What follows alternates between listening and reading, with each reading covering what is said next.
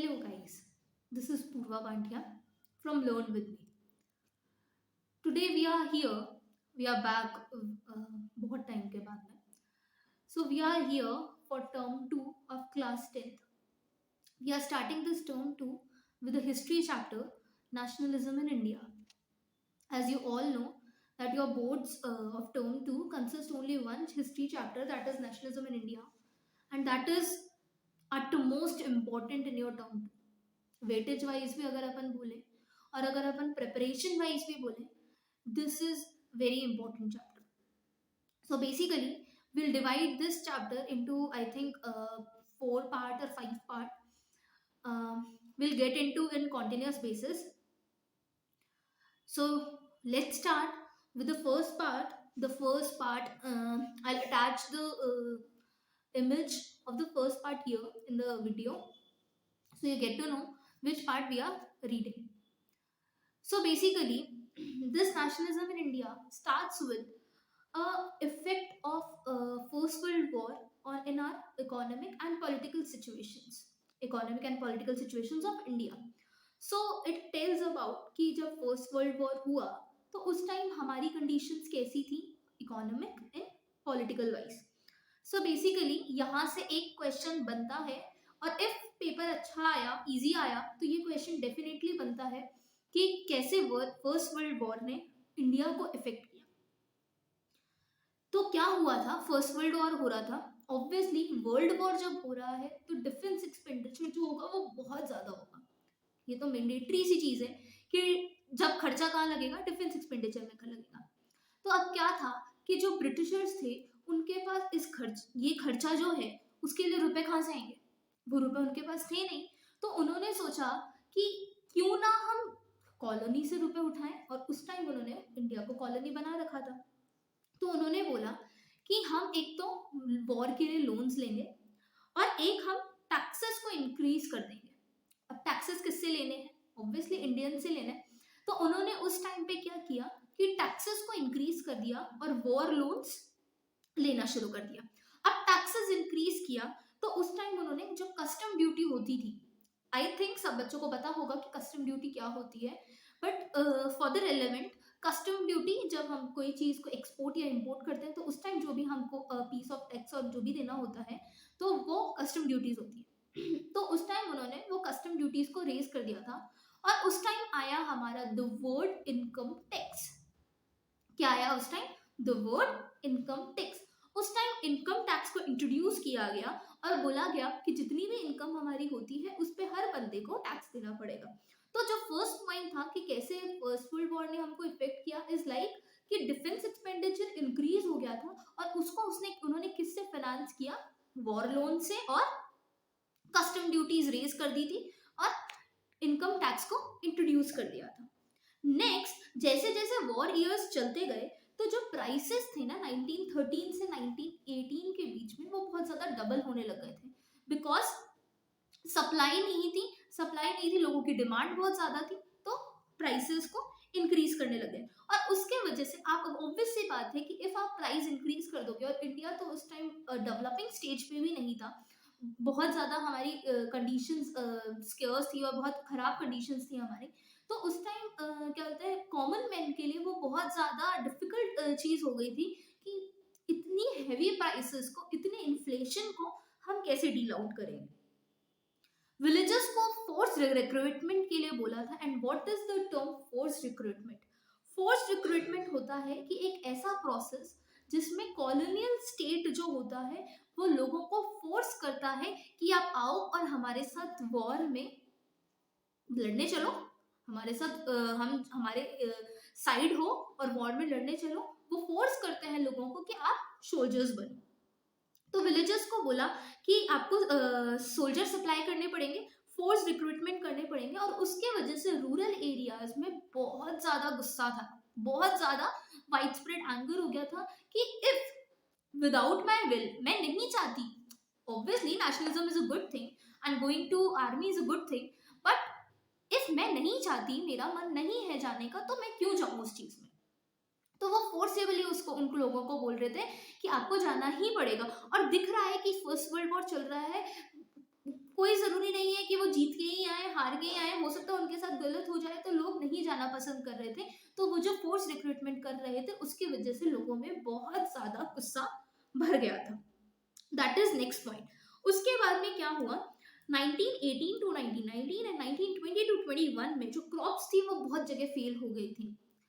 हमारी country agriculture country है और उस टाइम हम लोग ऑलमोस्ट एग्रीकल्चर पे ही डिपेंड करते थे। तो 1918 टू 1919 एंड 20 टू 21 में जो हमारी क्रॉप्स थी वो बहुत ज्यादा फेल हो गई, और ऑब्वियसली क्रॉप्स अगर फेल होंगी तो उसकी वजह से क्या होगा, अक्यूट शॉर्टेजेस हो जाएंगे फूड के, लोगों को खाने के लिए नहीं मिलेगा, डिमांड ज्यादा है, सप्लाई नहीं होगी, ऑब्वियसली प्राइसेस इंक्रीज हो जाएंगे। और उसके साथ साथ में इन्फ्लुएंजा एपिडेमिक भी आ गया। जैसे कोरोना आया है वैसे ही उस टाइम भी ऐसा ही कुछ इन्फ्लुएंजा एपिडेमिक आया था। उसके वजह से अगर अपन 1921 के सेंसस की बात करें, जब वो सेंसस हुआ तो लोगों को पता चला कि इस फेमाइन, जो अक्यूट शॉर्टेज हुई थी, इस फेमाइन और एपिडेमिक के वजह से अबाउट 12 टू 13 मिलियन लोग पेरिश हो गए थे, उनकी डेथ हो गई थी 12 टू 13 मिलियन ऑफ पीपल की। तो these are the points which we have mentioned कि which the chapter have mentioned कि what are the effects of the world war. First one is war loans, income tax, custom duties. Second one is prices increase हो गई थी, common man के लिए बहुत ज्यादा hardship create हो गई थी। थर्ड वन इज लोगों को फोर्स रिक्रूटमेंट करने के लिए बोला था। Then is acute shortages of food that led to famines, and then it is influenza epidemic, and from this there is extreme hardship for people, and according to our census 12 to 13 million people are perished. So basically this part is over, and at that time लोगों को लगा कि if world war खत्म हो जाएगा हमारी hardship खत्म हो जाएगी, but that was not so. And at this point एक नए लीडर अपीयर हुए, and who is Mahatma Gandhi, वो लीडर अपीयर हुए। उसके बाद में हमारी जो इंडिपेंडेंस की स्टोरी है उसमें कुछ चेंजेस आने लगे, वो क्या होते हैं वो अभी अपन देखेंगे। So basically this part is your over, and now we will read about idea of satyagraha. This one is the most important part of the chapter, idea of satyagraha. Question बहुत बेसिकली सीधे साधे पूछा जाता है, describe the idea of सत्याग्रह और 3 जगह कहाँ पे सत्याग्रह हुआ। बहुत ही इजी तरीके से आंसर भी इसका देना होता है। अगर इसके पॉइंट्स आपको क्लैरिटी से समझ में आ जाते हैं तो उनको लिखना बहुत इजी हो जाएगा, और वो चीजें एग्जैक्ट जो आपके सेंटेंसेस बुक में लिखे हुए हैं वो आपको लर्न हो जाएंगे। तो महात्मा गांधी जी आए साउथ अफ्रीका से, वहां पे वो रासिस्ट रिजाइन करके आए थे in South Africa for black coloured peoples with Nelson Mandela. So Mahatma Gandhi India में आए जनवरी 1915 में, साउथ अफ्रीका से आए थे हमको पता है। तो उन्होंने सत्याग्रह का नाम उन्होंने वहां पे कर दिया था कि हम कैसे नॉन वायलेंट तरीके से कहीं पे भी कुछ भी जीत सकते हैं इफ हम सही काम कर रहे हैं। तो उन्होंने क्या बताया, सत्याग्रह क्या है। Satyagraha is novel method of mass agitation, novel method of mass agitation. So what is novel method of mass agitation? Mass agitation की लोगों में जो गुस्सा है, that is mass agitation. Mass is for persons और number of persons, group of persons, और agitation is उनमें जो गुस्सा है, और उसको आप एक नोवेल मेथड से सॉल्व करना चाह रहे हैं।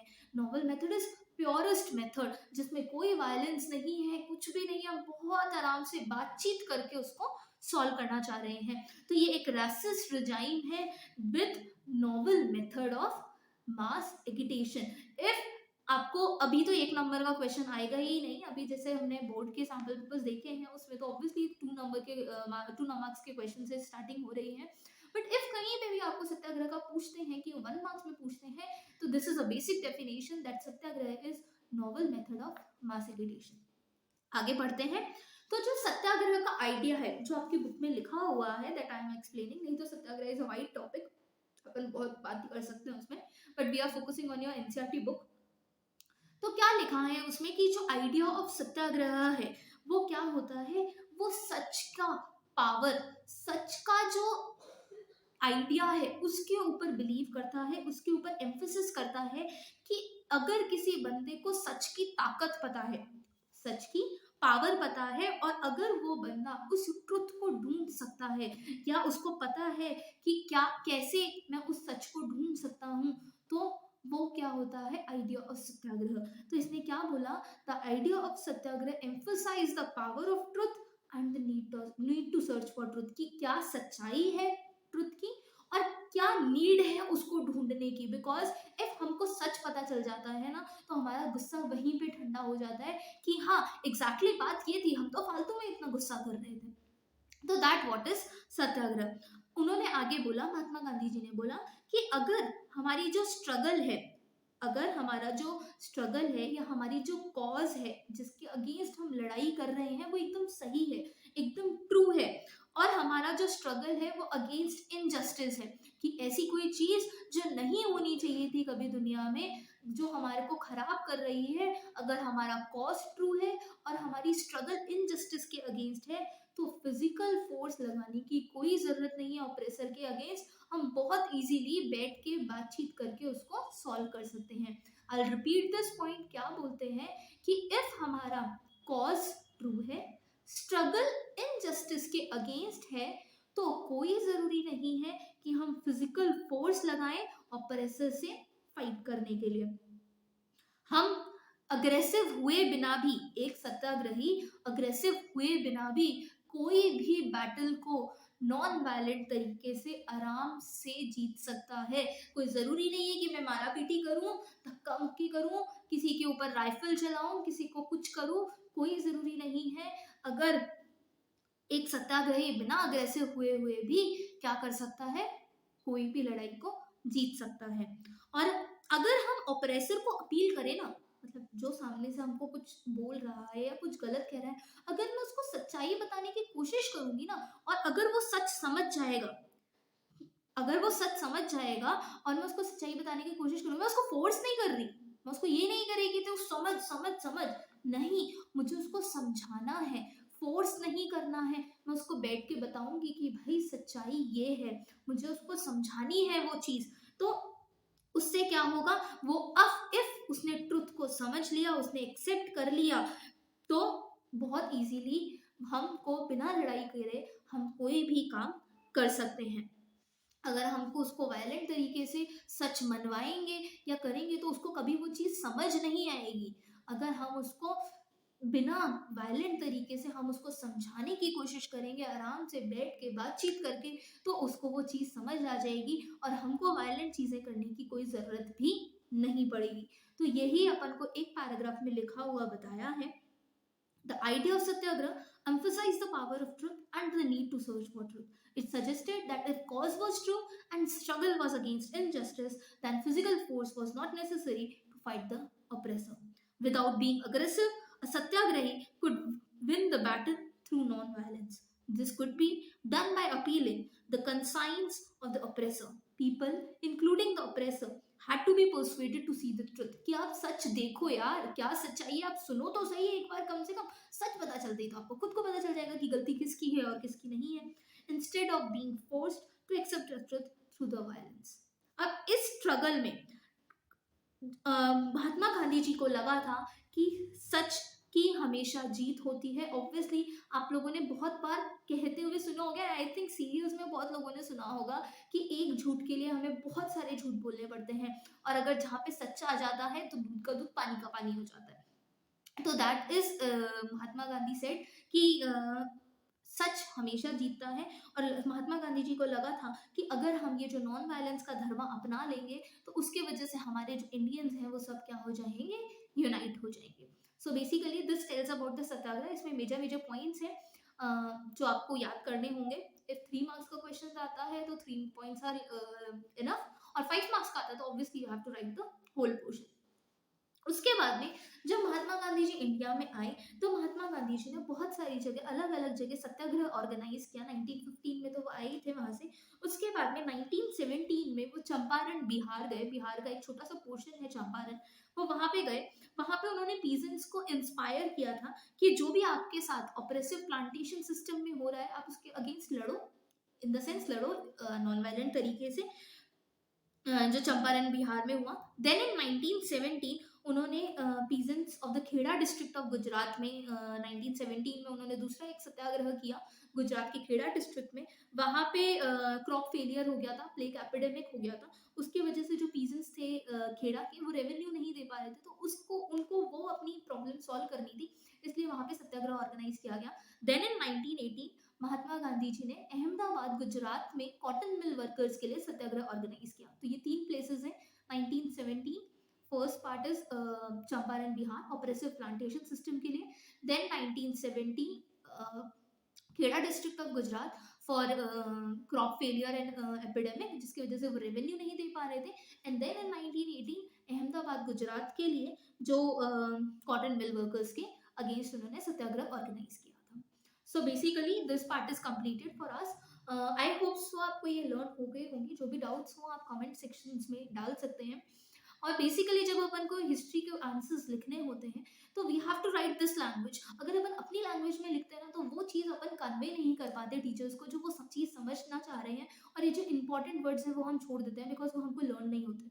तो अगर आप इस वीडियो को दो या तीन बार देखेंगे तो बहुत आराम से आपको ये चीज़ें लर्न हो जाएंगी, and then you can write the answers easily. So we are wrapping here this part, and I'll be coming soon with the next part very effectively. और हाँ, इस बार लेट नहीं होगा, बहुत continuously videos आएंगे. So please keep supporting us, like, share and subscribe. Thank you.